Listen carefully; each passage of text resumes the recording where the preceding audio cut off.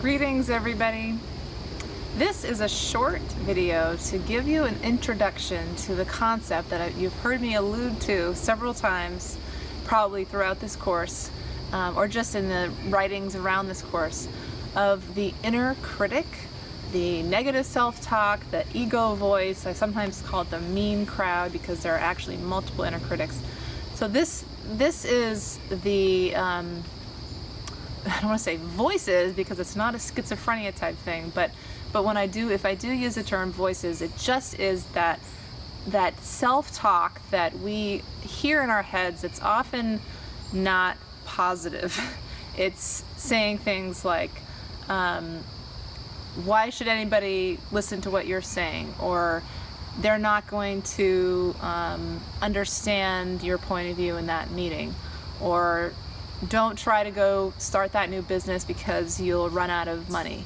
Or you shouldn't leave your relationship because you're never going to find anybody else as good as this person. Sometimes they're even, nasty, like you're stupid, or you always screw things up, or it goes on and on. But the point is that this concept was introduced to me when I first was leaving my field in the nonprofit sector because I had been feeling stuck for a long time, and I'd hired my own coach to help me make a change in my life. And she introduced me to this concept of the inner critic, and it literally blew my mind. I had never heard of it before.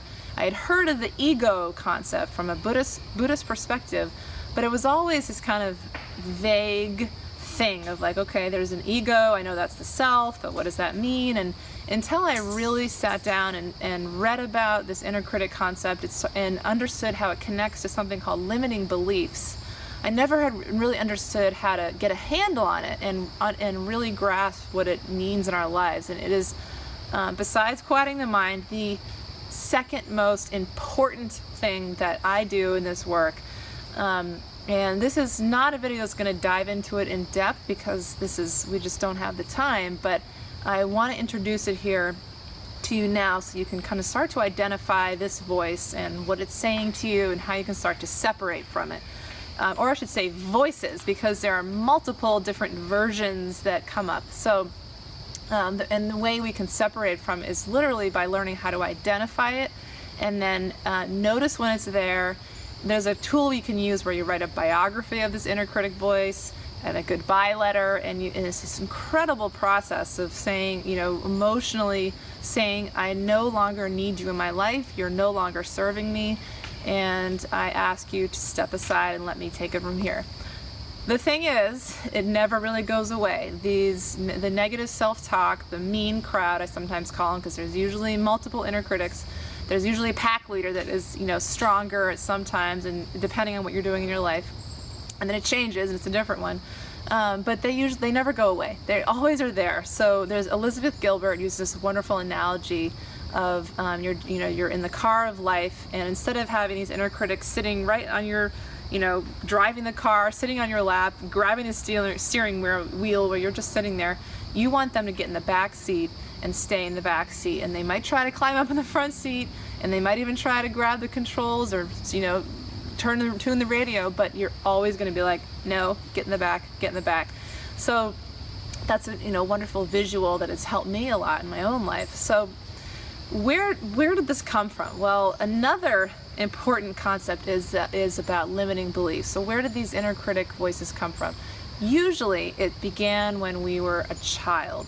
Sometimes even when we were a teenager, sometimes even in our 20s. Our brains continue to develop, especially if you're a male, through into your early 20s. So often between young children in the young childhood age, maybe up to as much as 10, we start to hear things from people, important adults in our lives.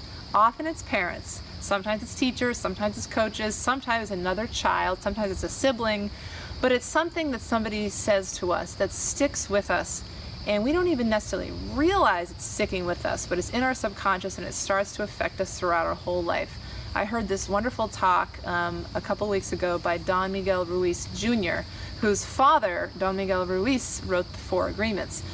So Don Miguel Ruiz Jr. talked about how when he was a child, his grandmother was trying to get him to eat his dinner. And he didn't want to eat it. He was about 4 years old, and she tried all these different tactics to try to get him to eat it. And finally she said, it's a sin for you to waste food. If you're not going to eat your dinner, you're wasting food. It's a sin. And so he said, okay, and he ate it, But he said that throughout his life, he struggled with overeating, and he would just always, go out to eat, and he would just keep finishing his food.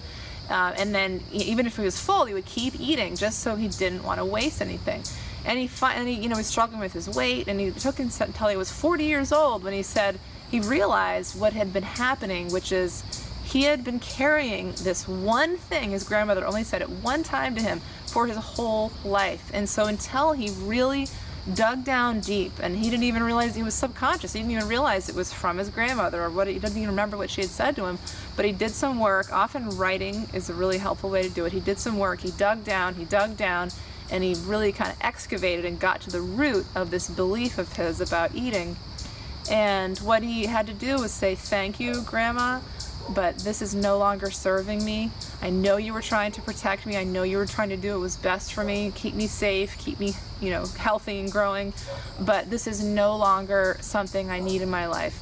So I'm going to ask this belief to step aside and let me continue on in a healthy eating pattern. So you can see where this is going. This can relate to anything. For me, it was about courage and fear of failing, or fear of being rejected and starting my new business. Sometimes it's about fear of being credible, or being heard as a woman, being seen as somebody who's a slight introvert, doing this video. So I think you can see I'm doing it. I've overcome it.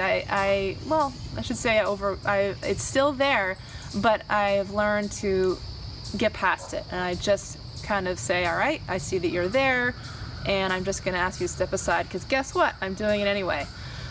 So it takes a lot of practice, but the reason I wanted to introduce this to you now is because whatever vision you've created for your future self, you're working on quieting your mind, you have this vision, that's wonderful and that's awesome, that's amazing, but inevitably this inner critic voice, or voices, or limiting beliefs that you've carried from since when you were a child, we all have them, almost everybody, I've never met a person that doesn't, it will show up at some point, and so it might hold you back. Unless you're an exceptional person who've already done this work, and I do know some of those people, we almost always need support in helping to get past this. So I had to hire my own coach. I still have my own coach. It is really hard, and so as you continue to do this work, as you continue to work your way through the course, I want to, let you know that I do other things. I'm available to help you continue working towards this vision that you've seen in your life that's so wonderful, that you want to get to, the place you want to get to in your life. Get in touch with me, and we can talk about what might be a good fit for you, and what I might recommend for your life. So that is the inner critic and limiting belief / mean crowd. That's a real quick introduction. So I'm here for you. I can support you, and I look forward to talking with you soon.